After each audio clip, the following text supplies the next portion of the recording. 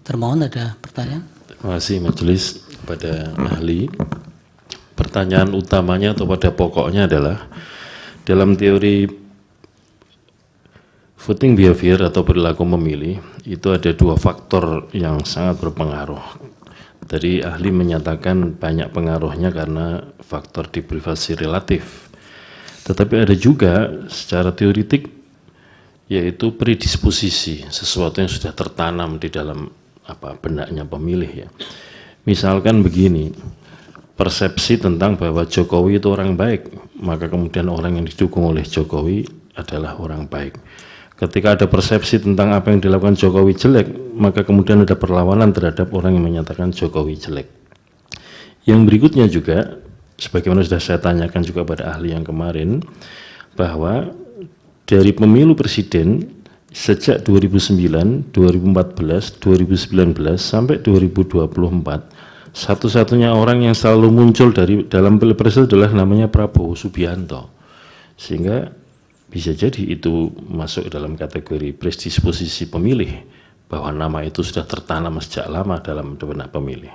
Pertanyaan saya, apakah semata-mata perilaku memilih dipengaruhi oleh deprivasi relatif?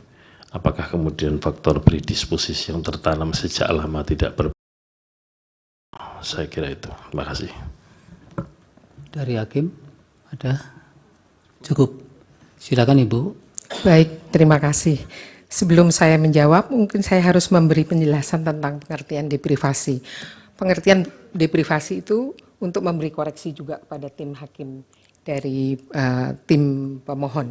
Karena deprivasi itu sebetulnya berasumsinya secara psikologis kita itu hidup di dalam keseimbangan psikologis. Jadi begitu seimbang, ini yang paling sederhana. Begitu terjadi keadaan tidak seimbang, maka terjadilah keadaan deprivasi. Jadi deprivasi itu justru sebab, bukan akibat. Justru karena dia sebab, maka di dalam politik, seperti yang dibilang, saya butuh, saya beli, saya ingin, saya beli. Oh, saya takut, saya memilih. Jadi deprivasi adalah keadaan yang diasumsikan sebagai keadaan negatif. Dan itu untuk mencapai keadaan yang seimbang, dia harus ditutup dengan perilaku yang memberi jaminan rasa aman positif. Itu yang pertama. Saya mungkin akan menjawab dari pertanyaan terakhir dulu, karena itu berkaitan dengan deprivasi dan juga tentang penjelasan sebagai psikolog sosial. Justru yang saya ingin katakan, kami bekerja dengan asumsi bahwa individu itu bukan mesin. Gampangnya, selama ini asumsinya selalu, misalnya kita selalu mendengar keluhan tentang bansos. Bansos itu seolah-olah diasumsikan bahwa ada seperti mesin penjual minuman, dikasih koin, kemudian minumannya akan keluar. Saya haus, saya beli, kemudian minumannya keluar. Justru di dalam psikologi sosial, kami tidak hanya melihat faktor individual. Kami meletakkan di dalam faktor yang lebih kompleks, bahwa individu dia hidup di dalam sejarah. Sejarah individualnya, sekaligus sejarah masyarakatnya yang dia share bersama sebagai bagian dari anggota ke masyarakat itu sendiri. Nah, di dalam sejarah tersebut selalu ada ingatan, selalu ada kebiasaan, selalu ada nilai yang dipertaruhkan bersama, dan itu menjadi pengetahuan yang menjadi acuannya ketika dia bertindak. Seperti yang dikatakan oleh pihak terkait tadi, bahwa individu sudah memiliki predisposisi tentang Pak Prabowo sehingga memenangkan hal ini. Justru hal ini yang ingin saya juga terangkan, bahwa dalam proses berpikir itu enggak semata-mata sebab akibat, tetapi juga dia dibentuk oleh kebiasaan. Dan warga Indonesia kita tahu semua, Pak Prabowo juga tidak hadir begitu saja. Dia punya sejarah, 2 kali menjadi kandidat presiden, sekali menjadi kandidat wakil presiden, kemudian sekarang menjadi pemenang. Yang menarik adalah individu itu adalah individu yang cerdas. Rakyat itu cerdas. Cerdasnya di mana? dia melihat, dia hidup di dalam sejarah kehadiran Pak Prabowo dalam panggung politik. Dan kita semua tahu apa sejarah tersebut. Dalam dua kali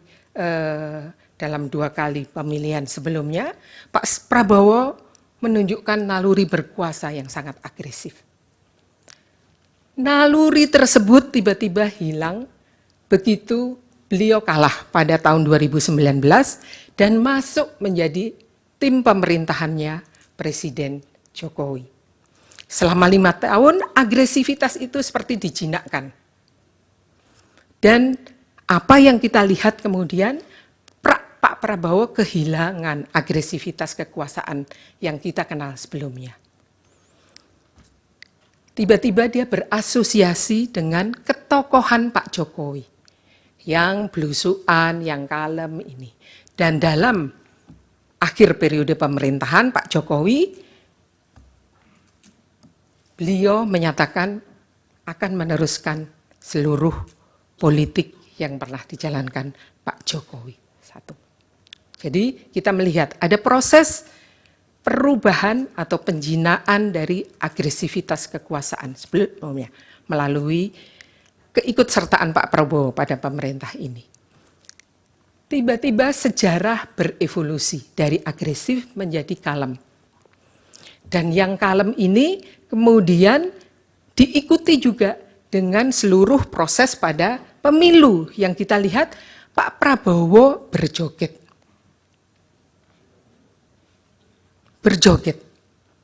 Bahkan ketika beliau diserang pada debat presiden pun, beliau tidak merespon secara agresif.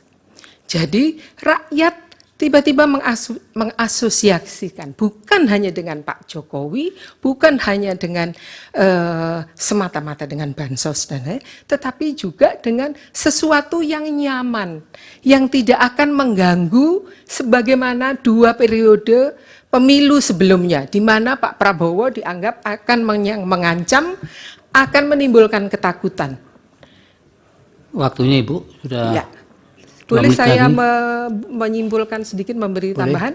Baik, justru karena beliau menang dalam keadaan seperti ini, cukup dengan berjoget, cukup dengan makatan Mas Anies, kita melihat bahwa sebetulnya rakyat yang cerdas itu, kecerdasannya bukan diisi oleh pengetahuan politik, tetapi pengetahuan kultural bahwa pemimpin itu enggak perlu pemimpin yang pinter atau pemimpin itu pokoknya yang cool kira-kira. Dan Pak Prabowo kemenangannya justru di situ. Tetapi itu justru masalah untuk saya sebagai psikologi sosial. Karena seperti yang saya bilang bahwa kemenangan ini bukan hanya sekedar kemenangan angka yang akan menentukan 5 tahun ke depan. Dia juga bersambung dengan sejarah politik sebelumnya, sekaligus akan menentukan sejarah masa depan politik Indonesia. Karena kita tiba-tiba menerima kemenangan yang diperoleh bukan dari pengetahuan politik, bukan dari kebutuhan untuk meletakkan kedaulatan rakyat, sebagai sebuah rumus kemenangan yang nantinya akan dipraktekkan oleh kandidat-kandidat berikutnya. Baik, waktunya Terima sudah kasih. habis Ibu.